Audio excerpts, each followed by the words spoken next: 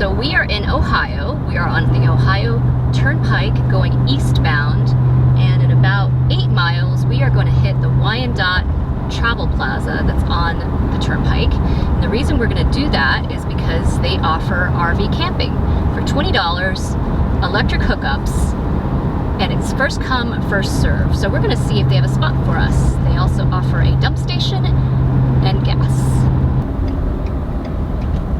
Exit right.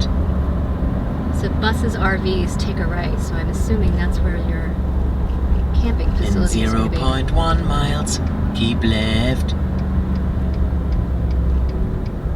Keep left. Looks like there's plenty of room. Oh yeah.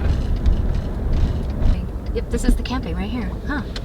Okay. I was expecting something a little bit more elaborate, but that works. They've got picnic tables, and they're your hookups. You have to go in one of the slots.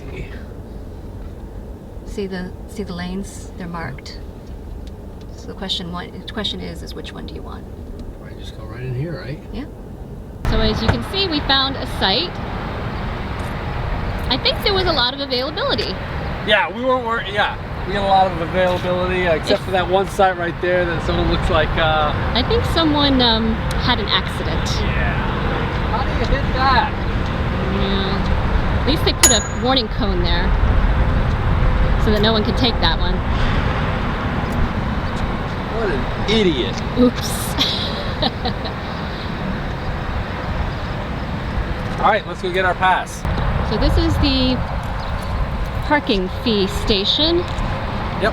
And you get your parking permit here, and it's for one night only. 20 bucks. 20 bucks. Doesn't look like they take credit cards though. No, that's kind of unusual. So it looks like cash only. So yeah, but I think they do have an ATM inside the service plaza. So if you needed to get cash, you could probably get it there. So let's see what happens. Should be exciting.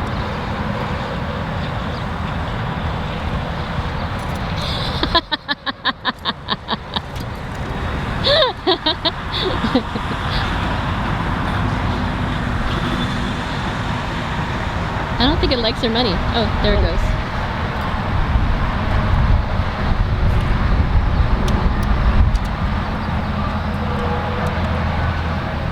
So there we have it.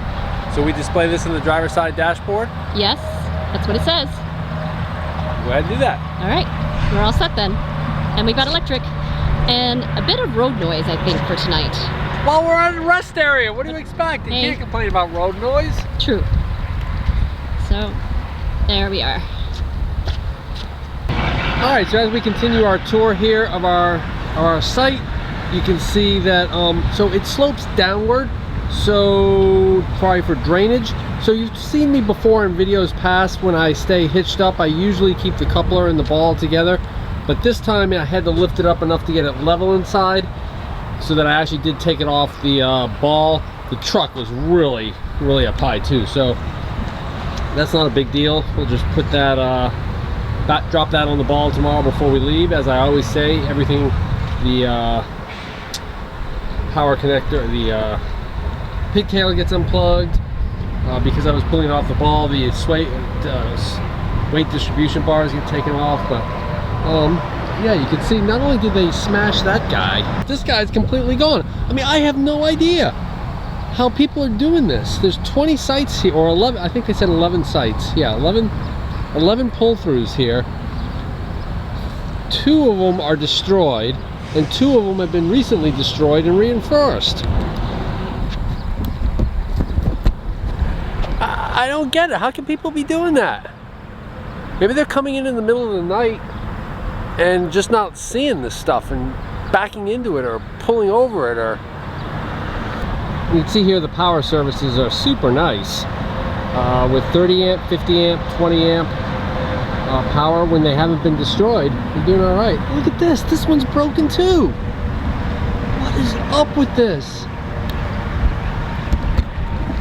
This must be a haven for the dumbest RVers ever.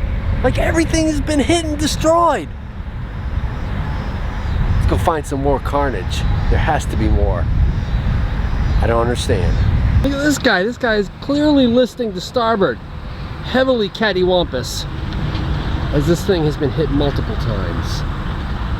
And it's stressed to warn RVers it is served simply as a target. Yeah, it would not surprise me at all looking at the carnage and the damage to these pedestals and posts if one of these picnic tables hasn't been hit by an RV. Let's go look. I bet it has. The picnic tables appear safe. I don't see any RV damage, but that's probably just because this gully here has taken out the RVs before they have a chance to hit the picnic tables.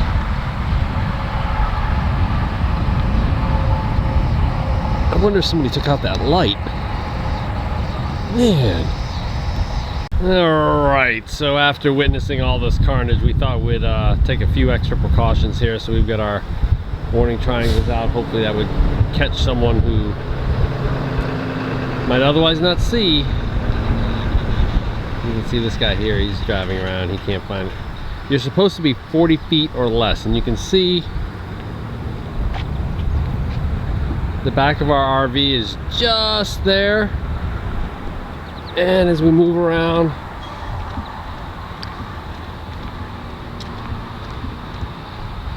the front, we're just there as well. So we're within standard, but if you've got a big rig, this is a dicey one. If you've got a long trailer, like that dude just decided to leave. He's like, no, I can't do this, I'm too long.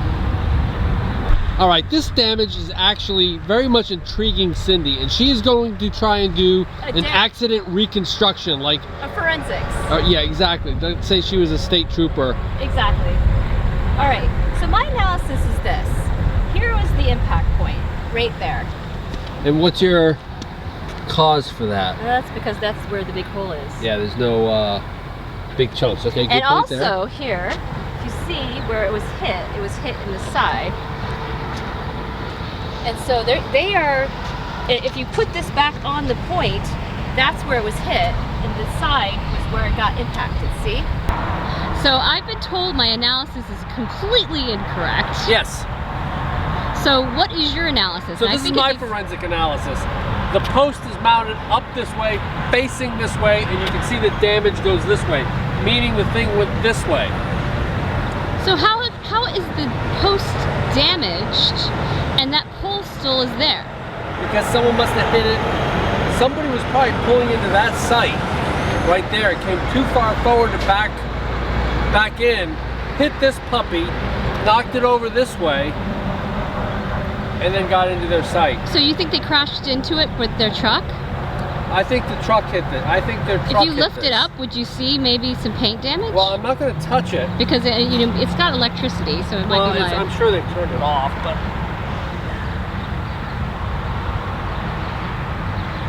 I don't see anything. But it could have been plastic. I think he hit it, knocked it over that way.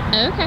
That's my forensic analysis. So if anybody who watches our channel has any kind of crash analytic experience, let us know how you think this happened. Or if you just think I'm right versus Cindy being right, let us know too. Right, we don't care if you have experience or not. Are you Team Rich or are you Team Cindy? Which one had the better analysis? If you look off to this side, I mean, it's not a bad typical Ohio kind of scene with the cornfields and the clouds, and like Cindy was saying, there's a nice little picnic area there with the picnic tables. You can see there's also a spot for filling up your drinking water. There are no water hookups, of course, but there is this for drinking water.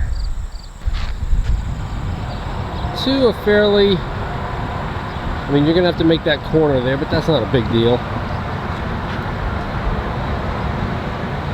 But a fairly decent dump station. You can make that corner, no big deal. And then the gas pumps will be out that way, which is nice because we need to fill up with gas before we go. And there's still no one here but us. This is going to be either pretty cool, or it's going to be one of those horror scenes where some creepy guy comes along and chops us up into little pieces and stuff. So hopefully it'll be the former and not the latter. But if it is the latter, hey, if you got to go in an Airstream while camping. I'm glad I'm doing this versus being in a cubicle or in an office having a heart attack. I'd rather be chopped up in a rest area while airstreaming or RVing than that fate. So you may be wondering if this is our first time staying at a rest stop, and technically it's not. Well, not technically, definitely it's not. We've stayed twice on I-84 at the Danbury rest stop with our friends prior to heading into Liberty Harbor Marina and Campground just outside of Manhattan in Jersey City, just across the Hudson River from Jersey City. So usually we use that as like a staging area where we stage ourselves before we engage in a sphincter pucker factor tow level 10, SPF 10, getting into Jersey City. So this is the first time we've actually stayed in a rest area alone. We are at the rest area, and I'm trying to stretch a piece of chicken thigh, which is boned, into a dish that can be served for two. And one of my go-to dishes when I'm doing this is the oyakodon recipe in my Japanese cookbook. And so what I have done is I boiled the chicken, and the chicken broth that I used to boil the chicken is going to serve to cook the rice. Ooh, that sounds good. And I also included some dried mushrooms in that. And so I've added a tablespoon of sugar to this mixture. I'm going to add 3 tablespoons of soy sauce. That's the heavy soy sauce you're still using, right? No, that's actually the light soy sauce. Oh, okay, good. So, and we're just going to heat up the liquid. And once it comes to a boil, we're going to add our rice. And we're also going to add our chicken so it can stay warm. And at the end, we'll show you how to finish it. I've added the chicken to the soy sauce, chicken broth, mushroom mixture, and we're going to now add the rice because the water has come to a boil. Okay.